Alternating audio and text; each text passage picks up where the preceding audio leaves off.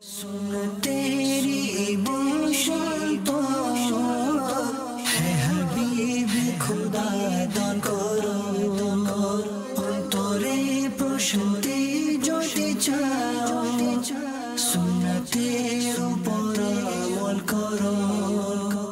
আলহামদুলিল্লাহি রাব্বিল আলামিন ওয়াসসালাতু ওয়াসসালামু আলা সাইয়্যিদিল মুরসালিন আম্মা বা'দ فأعوذ بالله من الشيطان الرجيم بسم الله الرحمن الرحيم الصلاة والسلام عليك يا رسول الله وعلى آلك وصحابك يا حبيب الله الصلاة والسلام عليك يا نبي الله وعلى آلك وصحابك يا نور الله। প্রিয় মদিনী চ্যানেলের দর্শকবৃন্দ, আপনারা দেখছেন অনুষ্ঠান রীতি রেওয়াজ। আর আজকে যে আমরা বিষয় নিয়েছি তা হচ্ছে সম্পদ জমা করার নেশা। এটাও একটি রীতি রেওয়াজের মধ্যে চলে এসেছে।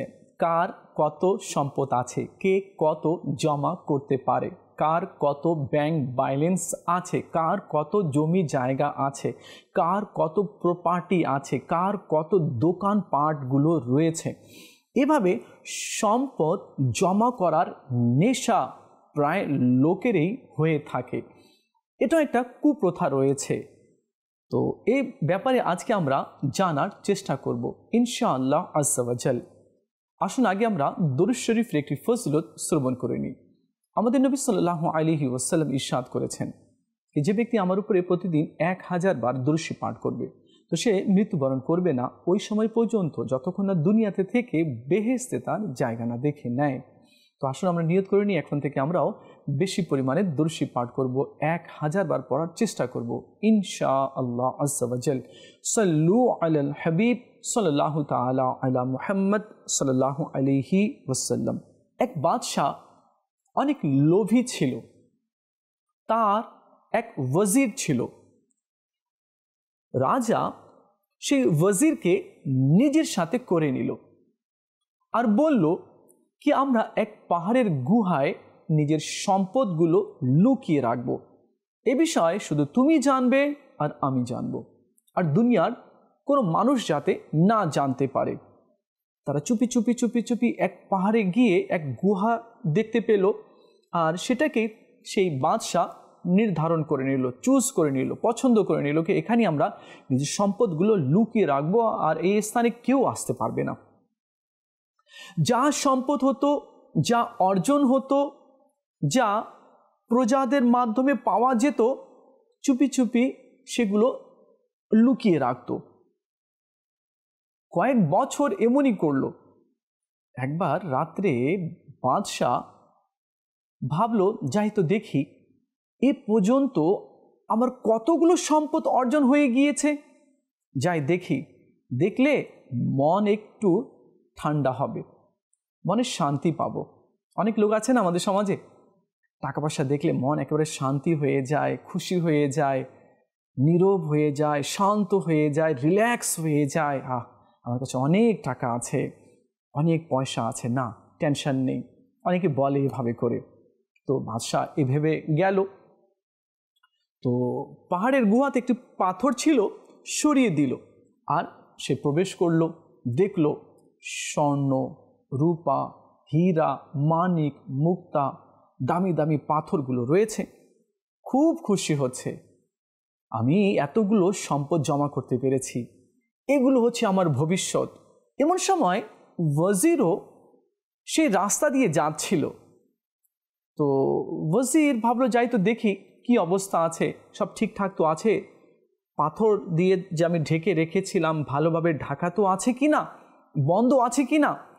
ওয়াজির এভাবে যখন সে রাস্তা দিয়ে গেল তো দেখলো একটু পাথর মুখ যে বন্ধ থাকতো কিন্তু মুখ একটু খোলা আছে। তো ওয়াজির মনে করলো হয়তো আমার দ্বারা নয়তোবা বাদশার দ্বারা এ ভুল হয়েছে। তো সে কি করলো, পাথর দিয়ে মুখটা বন্ধ করে দিল, বন্ধ করে দিয়ে চলে গেল। এদিকে বাদশার যখন মন ভরে গেল ধন সম্পদ দেখে, টাকা পয়সা, স্বর্ণ, রূপা, হীরা, মানিক, মুক্তা দেখে যখন মন ভরে গেল, না অনেক টাকা আছে আমার, এগুলো আমার ভবিষ্যৎ আছে, তো এখন বের হবে, তো দেখছে বাইরে থেকে বন্ধ। পাথর সরাতে চেষ্টা করছে, পাচ্ছিল না, কারণ বাইরে থেকে বন্ধ ছিল। অনেক চিৎকার করছে, কেউ বাইরে আছে, বাইরে থাকলে তাড়াতাড়ি পাথরটি সরাও, আমি বের হতে চাই। কিন্তু সেখানে কেউ ছিল না, নির্জন জায়গা ছিল। এখন বাদশাহ ক্লান্ত হয়ে স্বর্ণরূপের কাছে চলে আসলো, সেখানে বসে রইল। কিছুক্ষণ পর বাদশাকে খিদে লাগলো। খিদা এমন বাড়তে লাগলো যে আর সে সহ্য করতে পারছে না। তখন স্বর্ণগুলো যে পড়েছিল সে সমস্ত স্বর্ণকে গিয়ে বলল, দাও, আমাকে খাবার দাও। আমি তো ভেবেছিলাম স্বর্ণ রূপা থাকলে আমার আর কোনো দুঃখ থাকবে না, আমার কোনো বিপদ থাকবে না, আমার কোনো টেনশন থাকবে না। দাও, আমাকে খেতে দাও, হে স্বর্ণ আমাকে খেতে দাও। চিৎকার করে করে বাদশাহ বলছিল, কিন্তু স্বর্ণ তো পড়িয়েছিল। হীরা মানিক মুক্তার কাছে গেল, আমাকে পিপাসা লেগেছে, পানি না পান করলে আমি মারা যাব, আমাকে পানি দাও, আমাকে পানি দাও। কিন্তু কে শুনে? তখন বাদশাহ বলল, হায়, এখন কে দরজা খুলবে? এভাবে একদিন অতিবাহিত হয়ে গেল, 2 দিন হয়ে গেল। খিদাতে সে একেবারে ক্লান্ত হয়ে পড়ে গেল। পরে সে পাহাড়ের এক কোনায় লিখল, সে নিজের মনের কথাগুলো লিখল। সে লিখল এভাবে যে, আমি ভেবেছিলাম এই সম্পদ আমাকে বাঁচিয়ে নেবে, আমি ভেবেছিলাম এই সম্পদ আমাকে খেতে দিবে, আমি ভেবেছিলাম দুঃখে কষ্টে বিপদে এই সম্পদ আমাকে উদ্ধার করে নিবে। আজ আমি এত বড় এক বিপদে পড়ে আছি, আর পাহাড় সমতুল্য আমার কাছে স্বর্ণ রূপা আছে, কিন্তু তারা আমাকে এই বিপদ থেকে বাঁচাতে পারল না। হায়, এখন আমার কি হবে? এই কথা লিখে দিল।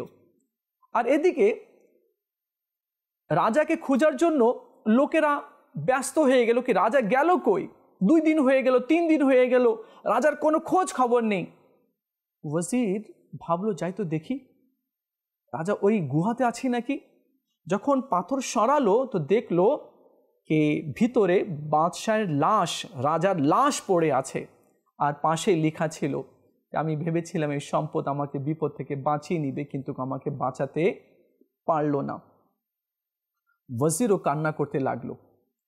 এই ঘটনা বলার উদ্দেশ্য হচ্ছে এই, আজ আমাদের মাঝে কিছু রীতি রেওয়াজ এমন চালু হয়ে গিয়েছে সম্পদ জমা করার।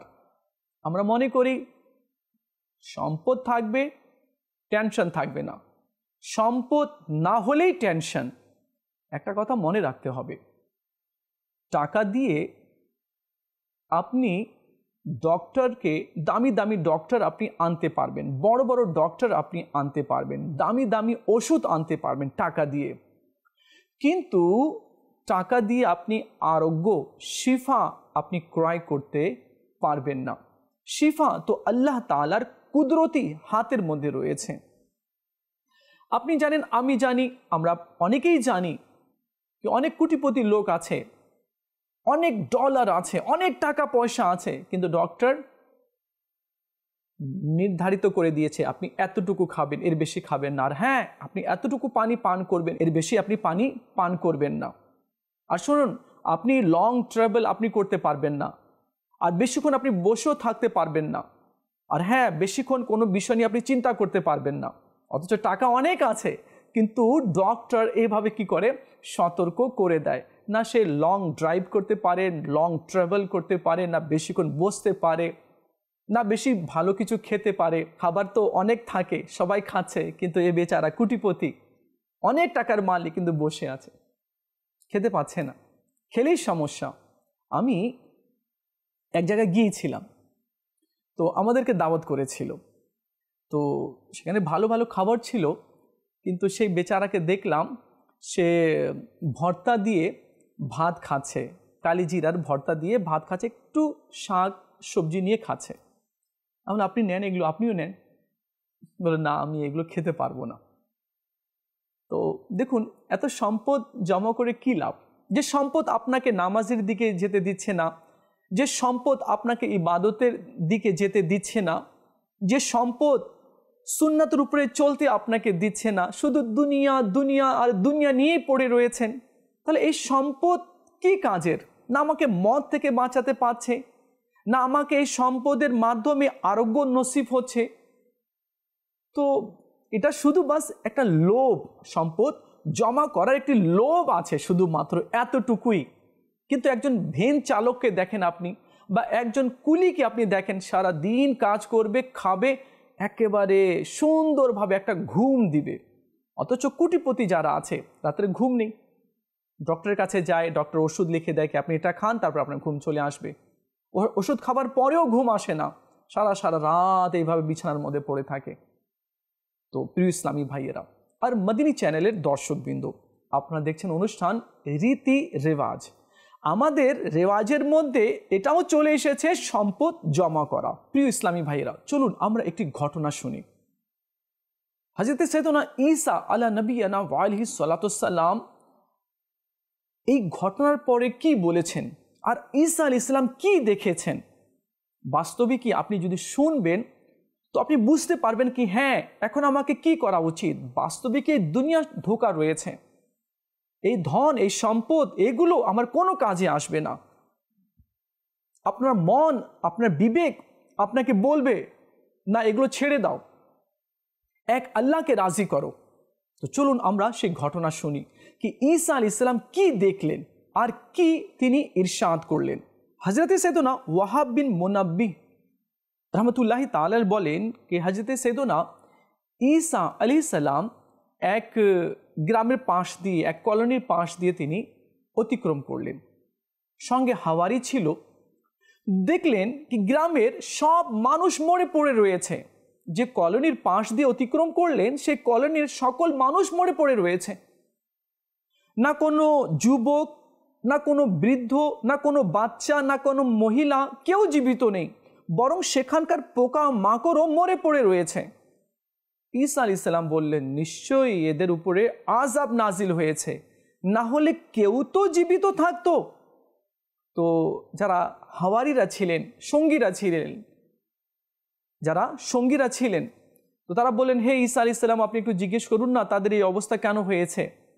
তখন ঈসা আলাইহিস সালাম বললেন, হে লোকেরা, তোমরা যারা মরে পড়ে রয়েছো, তোমাদের এই অবস্থা কিভাবে হলো? তো এক মুর্দা বলে উঠল कि আমাদের উপরে আল্লাহ পাকের আযাব নাজিল হয়েছে, যার কারণে আমাদের এই গ্রামে কেউ জীবিত নেই, সবাই মরে পড়ে রয়েছে। ঈসা আলাইহিস সালাম জিজ্ঞেস করলেন, তোমাদের গুনাহ কি রূপ ছিল? তখন লোকেরা বলল, আমরা শয়তানের উপাসনা করতাম এবং দুনিয়ার প্রতি ভালোবাসা পোষণ করতাম। দুনিয়াকে এরূপ ভালোবাসতাম কি মা যেভাবে সন্তানকে ভালোবাসে, ঠিক সেরূপভাবে আমরা দুনিয়াকে ভালোবাসতাম।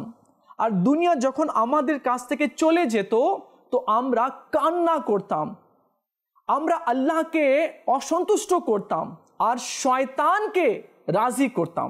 নাউজুবিল্লাহ। প্রিয় ইসলামী ভাইয়েরা, আপনারা শুনলেন, ওই কলোনির লোকেরা সবাই মরে পড়েছিল, তারা অবাধ্য ছিল, আল্লাহকে অসন্তুষ্ট করত, শয়তানকে রাজি করত, শয়তানের উপাসনা করত। এরপর ঈসা আলাইহিস সালাম বললেন, তোমাদের অবস্থা বলো। তখন বলল যে আমরা সবাই হাবিয়ায় চলে গেলাম। তো ঈসা আলাইহিস সালাম জিজ্ঞেস করলেন, হাবিয়া কি? সে বলল, সিজ্জিন। তিনি আলাইহিস সালাম বললেন, সিজ্জিন কি? সে বলল, পুরো দুনিয়ার ন্যায় আগুনের একটি কয়লা, এতেই আমাদের সকলের রূহ দাফন করা হয়েছে। ঈসা আলাইহিস সালাম বললেন, এরা সবাই মরে পড়ে রয়েছে আর তুমি শুধু কথা বলছো, এরা কেন বলছে না, আর তুমি কিভাবে বলছো? তখন সে বলল যে আমি তো এদের মাঝে ছিলাম, কিন্তু এদের মতো গুনাহের কাজ করতাম না, এদের মতো পাপের কাজ করতাম না, কিন্তু হ্যাঁ এদের সাথে থাকতাম, যার কারণে এদের উপরে যে আযাব নাজিল হয়েছে তো ওই আযাবের মধ্যে আমিও ফেসে গেছি এবং এখন আমি একটি চুলের সাথে ঝুলে আছি। আমি জানি না যে আগুনে নিক্ষেপ করে দেওয়া হবে নাকি আমি মুক্তি পাব? প্রিয় ইসলামী ভাইয়েরা, এরপরে ঈসা আলাইহিস সালাম তার সাথীদেরকে ইরশাদ করলেন, তোমরা নুন দিয়ে রুটি খেয়ে নিও, আসমানকে নিজের ছাদ মনে করিও, আর জমিনকে নিজের বিছানা মনে করে নিও, এতটুকুর উপরেই তোমরা সন্তুষ্ট থাকিও, তো আল্লাহ তাআলা তোমাদের উপরে দয়া করবে। প্রিয় ইসলামী ভাইয়েরা, দুনিয়ার ভালোবাসা শয়তানের এমন একটি ফাঁদ রয়েছে যাতে আটকা পড়ে মানুষেরা নেক আমল থেকে দূরে সরে যায়। কিভাবে? যখন নামাজ পড়ে তো সুন্নাত ছেড়ে দেয়, মুস্তাহাবগুলো ছেড়ে দেয়, এমনকি ধীরে ধীরে ফরজসমূহ ছাড়তে শুরু করে দেয় দুনিয়ার ভালোবাসায় পড়ার কারণে। এরপরে গান শুনতে শুরু করে দেয়, নাচ ঢোল তামাশা করতে শুরু করে দেয়। এরপরে ধীরে ধীরে মানুষের গীবত করা, গাল দেওয়া, মানুষকে কষ্ট দেওয়া, মানুষের মাল আত্মসাৎ করা, হুকুকুল ইবাদকে ছেড়ে দেওয়া, তারপরে হুকুকুল্লাহর কাজকেও ছেড়ে দেওয়া, মাকে কষ্ট দেওয়া, প্রতিবেশীদেরকে কষ্ট দেওয়া, অবৈধ কাজের মধ্যে লিপ্ত হয়ে যাওয়া, হারাম এর দিকে অগ্রসর হওয়া, এগুলো সব দুনিয়ার ভালোবাসার কারণে। কেননা দুনিয়ার ভালোবাসা শয়তানের এমন একটি ফাঁদ রয়েছে যে ফাঁদে মানুষ যখনই পা দেয় তো ইবাদত থেকে দূরে সরে যায় আর এই সমস্ত অপছন্দনীয় কাজের মধ্যে সে লিপ্ত হয়ে যায়। দেখুন প্রিয় ইসলামী ভাইয়েরা, দুনিয়া কি আছে? দুনিয়া কি যে দুনিয়াকে আমরা এত ভালোবাসি, এত পছন্দ করি, এর পিছনে আমরা ছুটছি সম্পদ অর্জন করার মধ্যে এবং সম্পদকে জমা করার মধ্যে আমরা যে ব্যস্ত আছি, একটু আমরা জানি, একটু বোঝার চেষ্টা করি কি যাকে ছোঁয়ার জন্য, স্পর্শ করার জন্য, ধরার জন্য আমরা যে দিন রাত ছুটছি।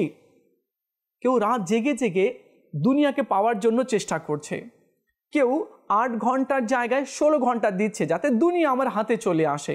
তো এবার শুনে নিন কি দুনিয়া কি আছে, তার রূপ রং কেমন রয়েছে। হযরত সাইয়েদনা ফুজাইল বিন আয়াজ রহমতুল্লাহি তাআলা আলাইহি বলেন কি হযরত সাইয়েদনা আব্দুল্লাহ বিন আব্বাস রাদিয়াল্লাহু তাআলা আনহুমা বলেন, কিয়ামতের দিন একজন নীল চক্ষু বিশিষ্ট খুবই কুৎসিত বৃদ্ধা, যার দাঁত সামনের দিকে বের হওয়া থাকবে, মানুষের সামনে প্রকাশিত হবে এবং তাদেরকে জিজ্ঞেস করা হবে, একে চিনো? আল্লাহর পক্ষ থেকে বলা হবে, হে লোকেরা, একে চিনো? মানুষেরা বলবে, আমরা তার পরিচয় পাওয়া থেকে আল্লাহ পাকের আশ্রয় প্রার্থনা করছি। বলা হবে, এ হলো দুনিয়া, যার জন্য তোমরা গর্ব করতে, এর কারণেই আত্মীয়তার সম্পর্ক ছিন্ন করতে, এর কারণেই একে অপরের প্রতি হিংসা এবং শত্রুতা পোষণ করতে। অতঃপর সেই বৃদ্ধার আকৃতিতে দুনিয়াকে জাহান্নামের মধ্যে নিক্ষেপ করার জন্য হুকুম দেওয়া হবে। তখন সে বলবে, হে পরবর্তীগার, আমাকে অনুসরণকারীরা এবং যে আমাকে পাওয়ার জন্য চেষ্টা করত, কান্না করত, রাত দিন ছুটাছুটি করত, মওলা সেই সমস্ত দুনিয়াদারকে দাও।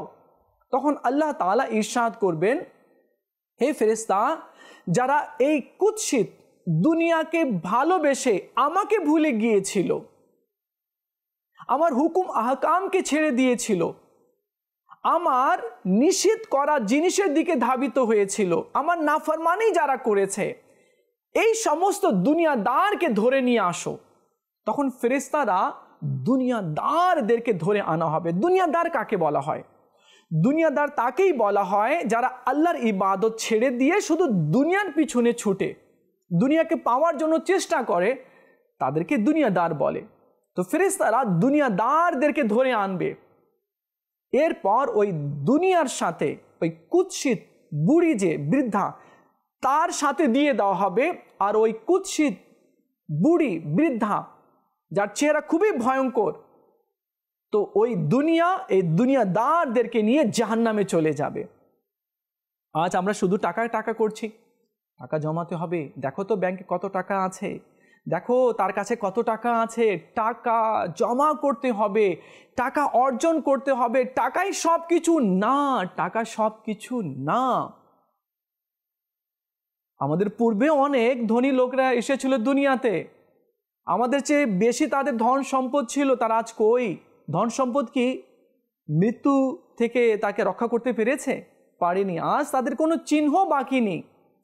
তো বুদ্ধিমানের কাজ হবে কি আমরা দুনিয়ার মোহ, দুনিয়ার ভালোবাসা অন্তর থেকে বের করে দিয়ে যাতে আমরা আল্লাহ তাআলার ভালোবাসা নিজের অন্তরে আমরা সাজিয়ে নিই, আল্লাহর ইবাদত করি, তার হুকুমকে মানার আমরা চেষ্টা করি।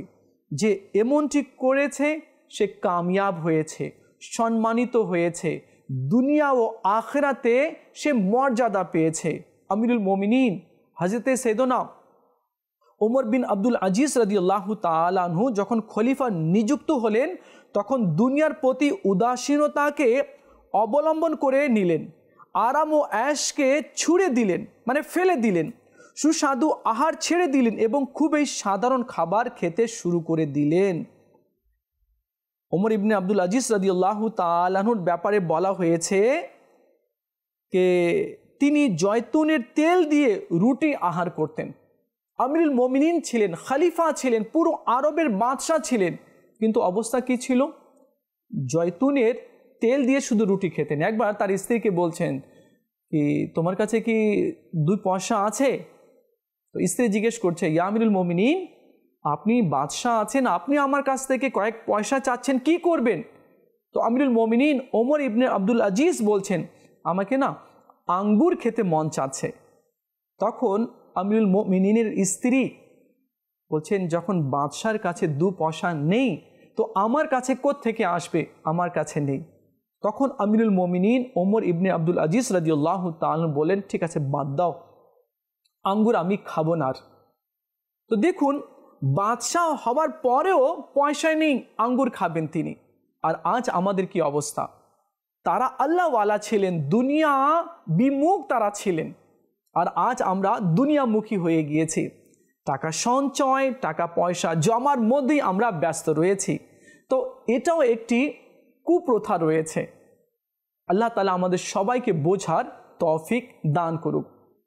ইসলামী ভাইয়েরা আর মদিনী চ্যানেলের দর্শকবৃন্দ, আমার নবী সাল্লাল্লাহু আলাইহি ওয়াসাল্লাম ইরশাদ করলেন, শোনো বুদ্ধিমান সে যে দুনিয়াতে থেকে নিজের আখিরাতকে সাজিয়ে নেয়, বুদ্ধিমান সে যে দুনিয়াতে থেকে নিজের কবরকে ভালো করে নেয়।